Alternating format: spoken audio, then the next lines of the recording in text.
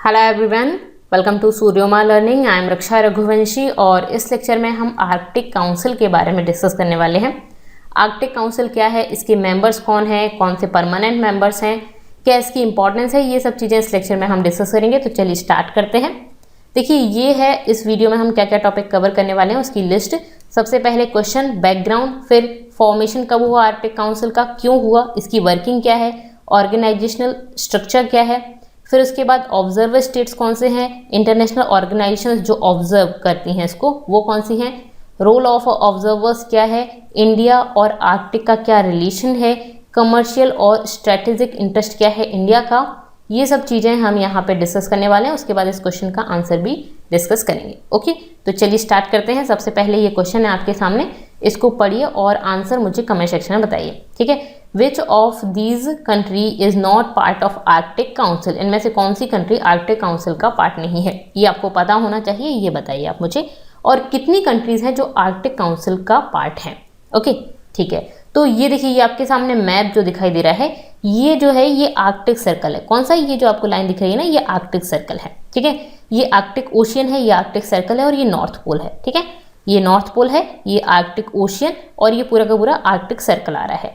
जो कंट्रीज इस सर्कल के अंदर दिख रही है ना आपको, वो सारी की सारी कंट्रीज इस आर्कटिक काउंसिल की मेंबर्स हैं, इस आर्कटिक सर्कल में आती हैं जो कंट्रीज। ठीक है, तो कौन कौन सी दिख रही है, एक तो रशिया दिखाई दे रहा है, दूसरा यूएस दिखाई दे रहा है, यूएस का अलास्का। ठीक है, ये यूएस है। उसके बाद ये है कनाडा, ये है ग्रीनलैंड, डेनमार्क। ठीक है, तो डेनमार्क आ जाए आपके सामने, ग्रीनलैंड एक ही बात है। ठीक है, उसके बाद ये आपका आ गया नॉर्वे, ये आइसलैंड इसमें आ रहा है, ये देखिए ये भी नॉर्वे है। ठीक है, ये नॉर्वे का ही है और ये भी नॉर्वे है। ओके, ये स्वीडन और ये फिनलैंड। तो कितनी हो गई, 8 हो गई। Russia 1, United states 2, Canada 3, Greenland या डेनमार्क 4। ठीक है, उसके बाद नॉर्वे 5, आइसलैंड 6, स्वीडन 7 और फिनलैंड 8। तो 8 जो हैं वो आपके इस सर्कल के अंदर आ रहे हैं ये कंट्रीज। ठीक है, तो देखिए इस आर्कटिक काउंसिल में ये जो 8 कंट्रीज इस आर्कटिक सर्कल में आ रही है ना, ये इसकी मेंबर्स हैं। ठीक है, क्या है, इसके मेंबर हैं। ओके, तो ये जो आपको ब्लू में दिखाई दे रहा है ना, ये सभी इस सर्कल के अंदर अंदर आ रही हैं, तो वो सभी क्या हो गए, इसकी मेंबर्स हो गई। ओके, उसके बाद जो परमानेंट ऑब्जर्वर क्या है, कुछ इसके ऑब्जर्वर्स भी हैं, तो ये रेड में जो आपको दिखाई दे रहा है ये परमानेंट ऑब्जर्वर हैं। और उसके बाद ये जो येलो में आपको दिख रहा है ये एड हॉक ऑब्जर्वर हैं। ये पहले की बात है, पहले थे, अब कोई भी परमानेंट ऑब्जर्वर नहीं है। ऑब्जर्वर्स बार बार चेंज किए जा सकते हैं। ठीक है, इनको रिव्यू किया जाता है बेसिकली। ओके, तो यहाँ पे इसके मेंबर्स कौन है ये आपको समझ आ गया, ये 8 जो हैं ये इसके मेंबर्स हैं। ओके, ठीक है, अब इसका बैकग्राउंड जान लेते हैं, क्या बैकग्राउंड है इसका। ये जो आर्कटिक काउंसिल है इसके लिए फर्स्ट स्टेप लिया गया था 1991 में 8 कंट्रीज ने मिलकर। कौन कौन सी 8 कंट्रीज, ये जो आपको दिखाई दी गई थी अभी, 8 आर्कटिक कंट्रीज ने जो इस आर्कटिक सर्कल में आ रही थी, इन्होंने फर्स्ट स्टेप लिया था 1991 में, एक साइन किया था MOU, जिसका नाम क्या था, आर्कटिक एनवायरमेंटल प्रोटेक्शन स्ट्रेटजी। ठीक है, इस टाइम पे क्या था, जो ये जो यहाँ की जो आइस है ना वो पिघल रही थी। ठीक है, तो इसको बचाने के लिए, इस पर जो असर पड़ रहा था उसको बचाने के लिए, जो एनवायरनमेंट है उसको प्रोटेक्ट करने के लिए इन्होंने आर्कटिक एनवायरमेंटल प्रोटेक्शन स्ट्रेटजी बनाई, APEPS। ठीक है, Arctic environmental protection strategy 8 Arctic countries ने मिलके, ठीक है, ये साइन किया। जिसमें कौन कौन सी कंट्री थी, तो आपको अब याद हो गया होगा, कनाडा, फिर आपका आता है यूएस के बाद हमने फिर देखा था डेनमार्क, फिर आपका ये फिनलैंड और आइसलैंड, नॉर्वे, स्वीडन, रशिया, ये सब आपके आ गए। ठीक है, तो ये आपके 8 कंट्रीज हो गए। उसके बाद a framework for intergovernmental cooperation on environmental protection. ठीक है, एक इंटर गवर्नमेंटल कॉपरेशन है, किसके ऊपर, एनवायरमेंटल प्रोटेक्शन, मतलब एनवायरनमेंट को प्रोटेक्ट करने के लिए बनाई गई है। ठीक है, यहाँ पे आप देख सकते हैं ये है। ठीक है, ये आपको दिखाई दे रहे हैं ये सभी, ये फिनलैंड है, स्वीडन है, नॉर्वे है, 3 ही हो गए, आइसलैंड और डेनमार्क, कनाडा, रशिया और यूएस। ओके, ठीक है, तो यही सारे हैं, तो Canada, Denmark, Finland, Iceland, Norway, Sweden, Russia और यूनाइटेड स्टेट्स। ओके, तो इनका इंटर गवर्नमेंटल कॉपरेशन बनाया गया आर्कटिक काउंसिल, किस लिए, इन्वायरमेंट को प्रोटेक्ट करने के लिए। बेसिकली इन्वायरमेंट को प्रोटेक्ट करने का इन्होंने पूरी दुनिया के सामने बोला, लेकिन उस टाइम पर क्या हुआ था, ये जो आपको ये जो दिखाई दे रहा है ना, ये आर्कटिक ओशन, यहाँ की कुछ कुछ जगह की बर्फ पिघल रही थी और पता चला कि यहाँ पे बहुत सारे प्राकृतिक भंडार हैं, मतलब इतना ज़्यादा यहाँ पे प्राकृतिक भंडार है। तो उसको पर भी इनका जो एक इंटरेस्ट था, एक जो ये था कि तो इसके लिए इन्होंने क्या किया, इसके लिए एक काउंसिल बना ली। और इनका पीछे का काम ये था कि ये जो यहाँ से जो चीज़ें निकलेंगी उसका इंटरेस्ट जो इनका था वो बेसिकली मेन रीज़न था। लेकिन यहाँ पे दुनिया के सामने ये दिखाया गया कि एनवायरनमेंट को प्रोटेक्ट करने के लिए हम बना रहे हैं। तो अब ये क्या, किस तरह से इसका ये इन्होंने बनाई, क्यों बनाई, इसका पीछे का रीज़न तो हमने जान लिया। बाकी इन्होंने बोला कि एनवायरनमेंट को प्रोटेक्ट करने के लिए बना रहे हैं हम सारी कंट्रीज जो हैं वो मिलकर, ठीक है। तो ये इन्होंने किया।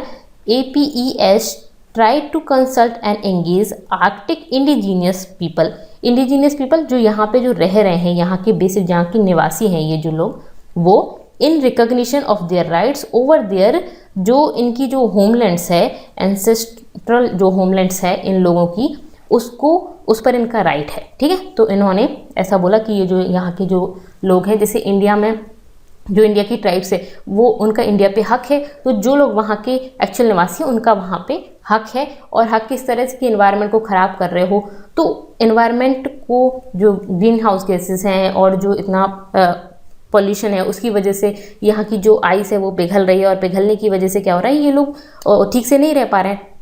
हक है का क्या मतलब, कहीं पे भी तो नहीं रह सकते लोग, उनको रहने के लिए एक अच्छा एनवायरनमेंट होना ज़रूरी है, ठीक है।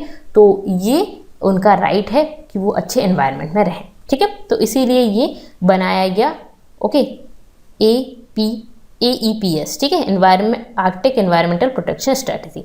अब फिर क्या हुआ, आर्कटिक काउंसिल किस तरह से बनी, तो 1996 में एक डिक्लेरेशन साइन हुआ ओटावा में, ठीक है, ये आर्कटिक काउंसिल के लिए। किन किन ने किया, तो वो 8 कंट्रीज जो थी उन्होंने मिलकर किया और ये इसके मेंबर स्टेट बन गए, ठीक है। एक डिक्लेरेशन साइन किया इन्हीं 8 कंट्रीज ने मिलकर कि हम सारे इस आर्कटिक रीजन के अंदर आते हैं तो हम इसके मेंबर हो जाएंगे, ठीक है, आर्कटिक काउंसिल का, ओके, ठीक है। ये क्या है, ये एक high level inter governmental body है।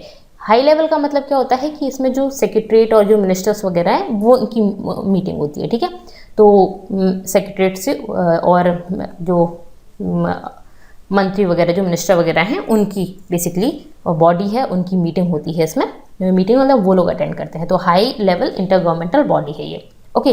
8 मेंबर स्टेट्स हो गए इसके। और डिक्लेरेशन कब साइन हुआ था, 1996 में ओटावा में हुआ था। किस लिए ये बना, तो to promote cooperation, coordination and interaction.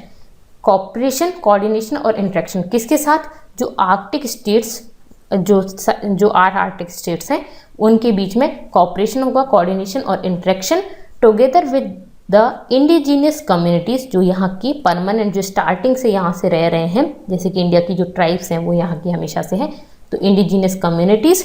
और जो आर्कटिक इनहेबिटेंट्स हैं, इनहेबिटेंट्स कौन होते हैं, जैसे मान लीजिए कोई पर्सन वहाँ पे जाके नॉर्वे में जाके रुका, वहाँ पे जॉब करने लगा और फिर वहीं रहने लगा, तो वो वहाँ का इनहेबिटेंट है।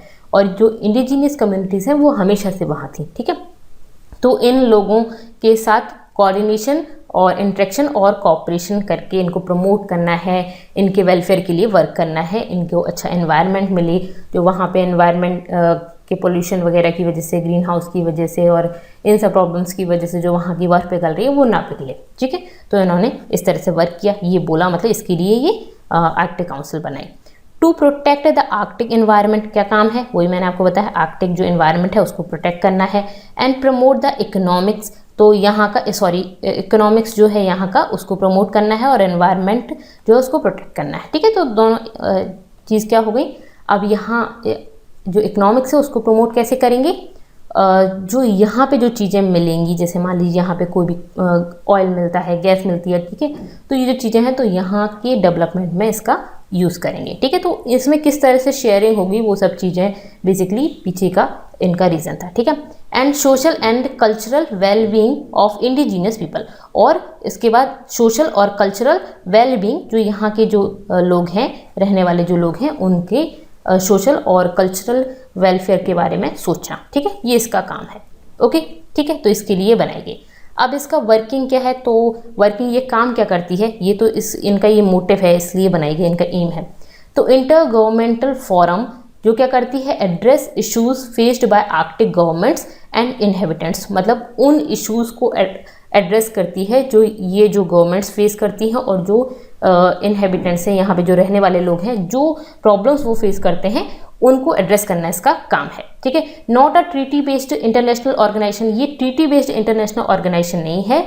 ये किस तरह से काम करती है, जैसे मान लीजिए 8 मेंबर्स हैं, 8 में से एक ने भी मना कर दिया तो वो चीज़ नहीं होगी। ठीक है, ऐसा नहीं है कि 8 में से 5 ने यस बोल दिया, 3 ने नो बोला तो वो चीज़ अप्रूव हो जाए, नहीं, इसमें से 8 की 8 को हाँ करनी है तभी वो चीज़ बनेगी। ठीक है, तो एक ट्रीटी बेस्ड इंटरनेशनल ऑर्गेनाइजेशन नहीं है। ठीक है, ये किस हिसाब से काम करेगी, सभी सहमत होंगे तो फिर उस पर काम किया जाएगा। ठीक है, अब देखिए जो डिसीजंस हैं और जो रिकमेंडेशंस हैं, जो गाइडलाइंस हैं आर्कटिक काउंसिल की, मतलब कि जो आर्कटिक काउंसिल जो डिसीजन लेगी, जो रिकमेंडेशन देगी, जो गाइडलाइंस ये जारी करेगी, वो इन्फोर्सेबल नहीं होंगे और स्ट्रिक्टली ये हर इंडिविजुअल स्टेट मतलब जब चाहे तब इनको अप्लाई कर सकती है, ऐसा नहीं है कि उस पर इन्फोर्सेबल हो। इसको इस तरह से आप समझ सकते हैं, जैसे एक है हमारे फंडामेंटल राइट्स और एक है डीपीएसपी।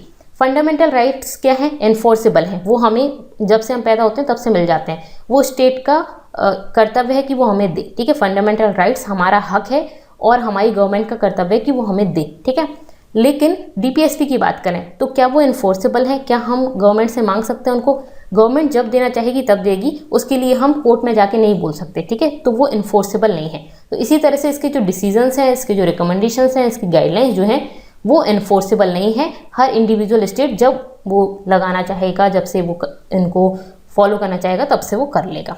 ठीक है, okay. It's mandate explicitly excludes military security. ठीक है, तो यहाँ पे मिलिट्री का कोई काम नहीं है, मिलिट्री सिक्योरिटी है वो उसको एक्सक्लूड किया गया है इसमें।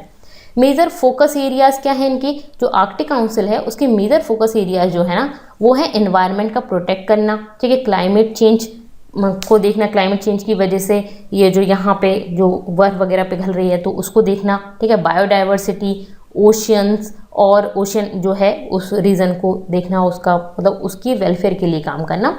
इंडिजिनस जो आर्कटिक जो पीपल हैं उनकी वेलफेयर के लिए काम करना। ठीक है, तो एनवायरनमेंट प्रोटेक्शन, क्लाइमेट चेंज ये इनका काम है, बायोडाइवर्सिटी, ओशन और इंडिजीनियस आर्कटिक पीपल के वेलफेयर के लिए काम करना, ये इनकी फोकस एरिया है, मेन एरिया ये है, पीछे का काम जो भी हो। ठीक है, ओके।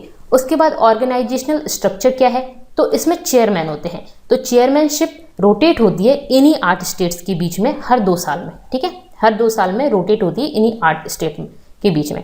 तो एक जो जैसे कि यूएस है तो यूएस 2 साल के लिए रहेगा, फिर उसके बाद 2 साल के लिए कनाडा हो गया, कोई हो गया, तो हर 2 साल में एक बार ये चेयरमैनशिप रोटेट होती है। ठीक है, उसके बाद सेक्रेटरीट कहाँ पे है इसका, तो ट्रोमसो नॉर्वे में इसका सेक्रेटरीट है। ये 2013 से है। तो तब से क्या था, तो तब से क्या होता था, जिसके पास चेयरमैनशिप होती थी ना वहीं पे इसका सेक्रेटरीट होता था।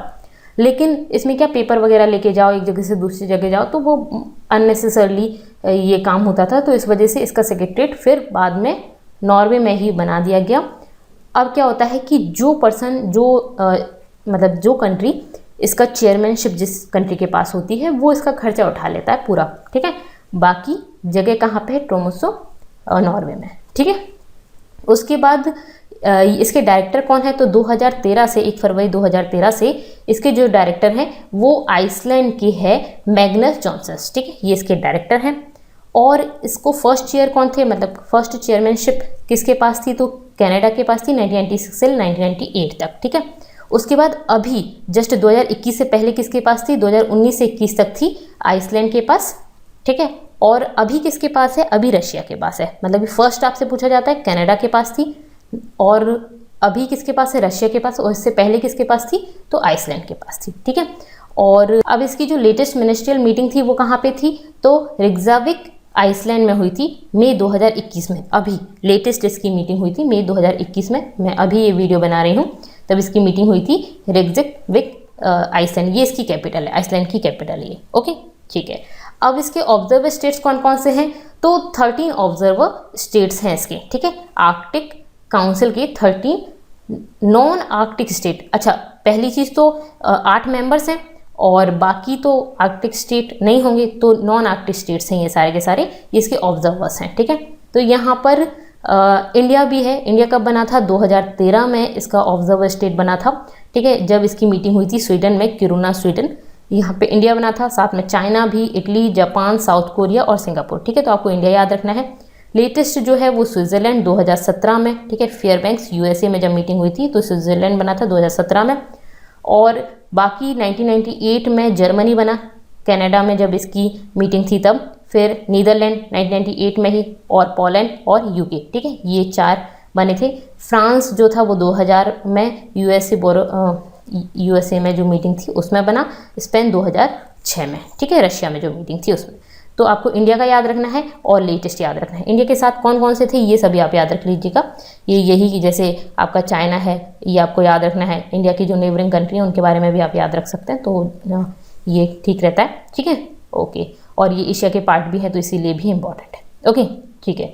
अब इम्पॉर्टेंट ऑब्जर्वर ऑर्गेनाइजेशंस कौन कौन से हैं, तो एक तो कंट्रीज होती हैं और ऑर्गेनाइजेशंस भी इसके ऑब्जर्वर होते हैं। तो उनमें से ये जो नाम है ये आपको सारे याद रखना है। ठीक है, एक तो है UNEP, United Nations Environment Programme, 1998 से है ये, United Nations Environment Programme UNEP।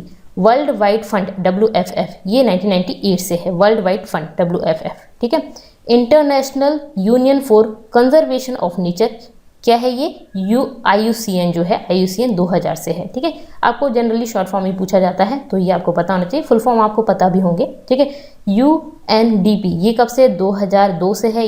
UN से है, United Nations, DP development programme. ठीक है, IUCN तो International Union for Conservation of Nature. ठीक है, ओके। और अभी मतलब ये 2019 में बना, 2021 चल रहा है अभी, तो ये लेटेस्ट है IMO। ठीक है, तो इंटरनेशनल मैरीटाइम ऑर्गेनाइजेशन IMO। ठीक है, तो ये इसीलिए ये इंपॉर्टेंट है, पूछा जा सकता है आपसे।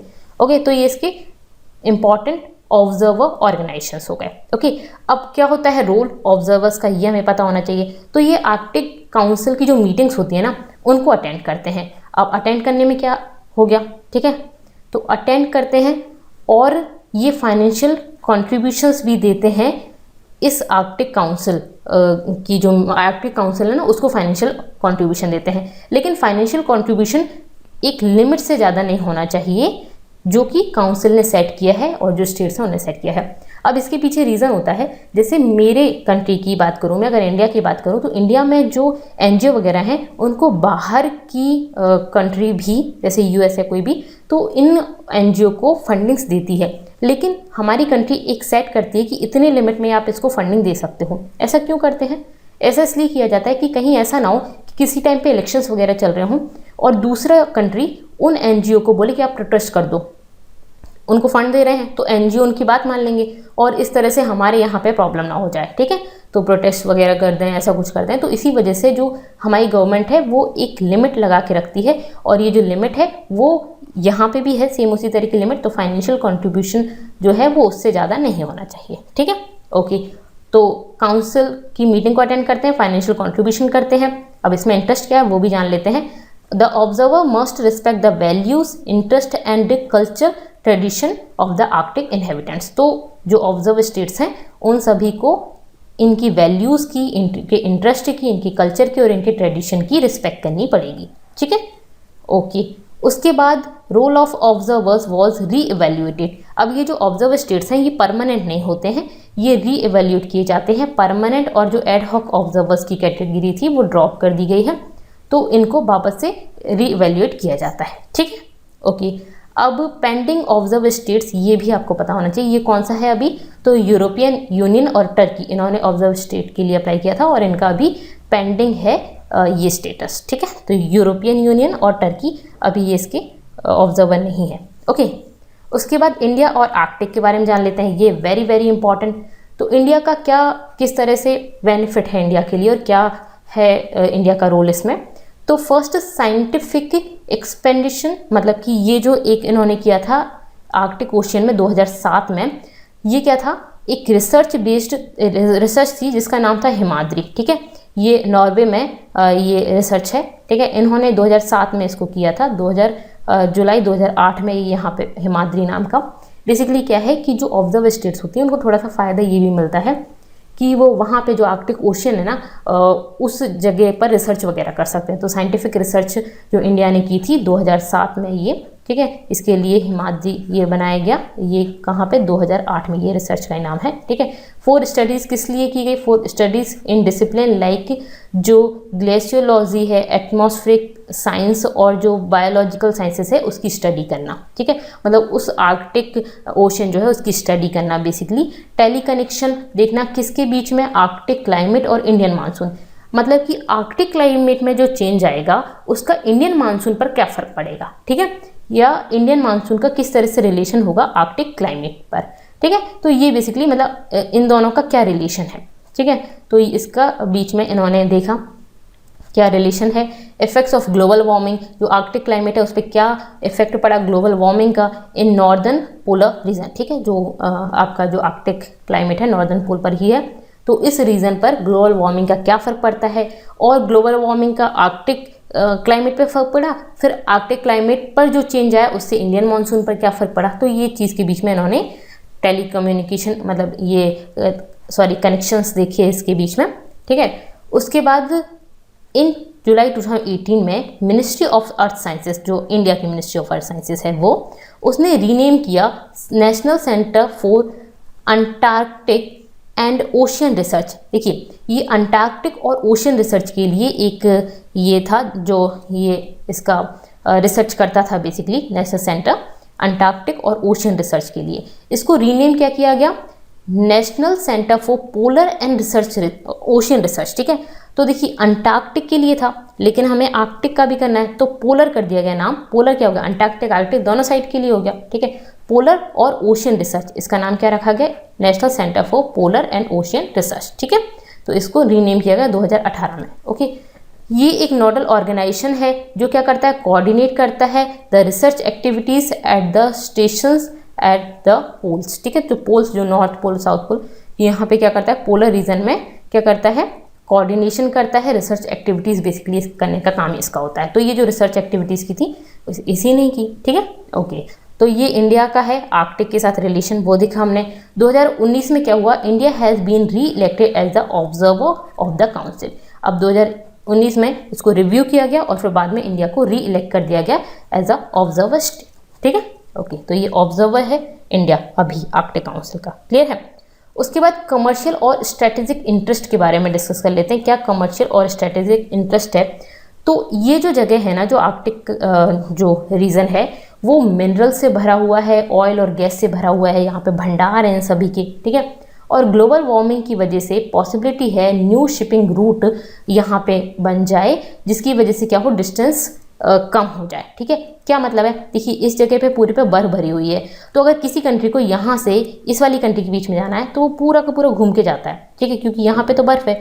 लेकिन अगर मान लीजिए ये जो बर्फ़ है वो पिघल जाए तो यहाँ पे एक नया रास्ता बन सकता है, कई सारे रास्ते भी बन सकते हैं, जिसकी वजह से जो डिस्टेंस है वो शॉर्ट हो सकती है, ठीक है। Ongoing activities in the Arctic hope to have a stake in the commercial exploration of natural resources, ठीक है। जो अभी एक्टिविटीज चल रही हैं आर्कटिक में, उसकी वजह से हो सकता है कि कमर्शियल एक्सप्लोरेशन यहाँ पे नेचुरल रिसोर्सेज का किया जा सके, ठीक है। तो ये तो फ़ायदा ही है। जो आर्कटिक काउंसिल है वो कमर्शियल एक्सप्लोरेशन के लिए मना नहीं करती है, कमर्शियल एक्सप्लोरेशन कर सकते हैं रिसोर्सेज का, यहाँ पे सस्टेनेबल मैनर में ही करना है। हमारी भी सस्टेनेबल डेवलपमेंट गोल्स हैं, तो इसी तरह से हमें कहीं पर भी ये जो जैसे कि आर्कटिक काउंसिल है वो भी कमर्शियल एक्सप्लोरेशन के लिए तो मना नहीं करती है, लेकिन उसको सस्टेनेबल मैनर में करना है, ठीक है। तो ये इंश्योर करना है। और यहाँ पे जो लोग रह रहे हैं, जो यहाँ के लोकल इन्वायरमेंट है उसको हार्म नहीं पहुँचाना है, यहाँ की लोकल जो पॉपुलेशन है उसको हार्म नहीं पहुँचाना है, उनके इंटरेस्ट को नुकसान नहीं करना है। तो इनको हार्म किए बिना कमर्शियल एक्सप्लोरेशन किया जा सकता है। तो इसकी कमर्शियल और स्ट्रेटेजिक इंटरेस्ट है इस जगह का, ओके। तो ये हमने आर्कटिक काउंसिल के बारे में डिस्कस किया। अब उस क्वेश्चन का आंसर डिस्कस कर लेते हैं। अब तो आपको उसका आंसर पता ही होगा कौन सा आर्कटिक काउंसिल का पार्ट नहीं है। तो जो इसके स्टेट्स हैं वही आर्कटिक काउंसिल के मेंबर्स हैं। तो डेनमार्क है, बिल्कुल है। यूएसए है। यूके है क्या? तो यूके नहीं है, ठीक है। और स्वीडन है, तो हाँ ये भी है। तो सी वाला आपका गलत हो गया और इसीलिए यही आंसर है, ठीक है। तो यहाँ पे हमने ये लेक्चर कंप्लीट कर लिया। आपको कैसा लगा मुझे जरूर बताइएगा। पसंद आया तो वीडियो को लाइक कर दीजिए और चैनल को सब्सक्राइब नहीं किया है तो इसको सब्सक्राइब कर लीजिए और अपने फ्रेंड्स के साथ शेयर जरूर कर दें। इसके साथ साथ मैं आपको बता दूं कि मेरा एक और चैनल है जिस पे मैं करंट अफेयर से रिलेटेड वीडियोस बनाती हूँ, जो हॉट टॉपिक्स हैं, जो अभी जो इम्पॉर्टेंट टॉपिक्स हैं, और उससे रिलेटेड स्टैटिक कंटेंट भी मैं कवर करती हूँ, जैसा इस लेक्चर में मैंने कवर किया सेम उसी तरह से। तो आप उसको भी सब्सक्राइब कर लीजिएगा, उसकी डिस्क्रिप्शन में मैं लिंक दे दूँगी, उसका नाम है लॉजिकल एजुकेशन, तो आप उसको सब्सक्राइब कर लीजिएगा और वहाँ पे आप डेली कंटेंट मेरा मिल जाएगा आपको, ठीक है। तो thank you so much, thank for watching.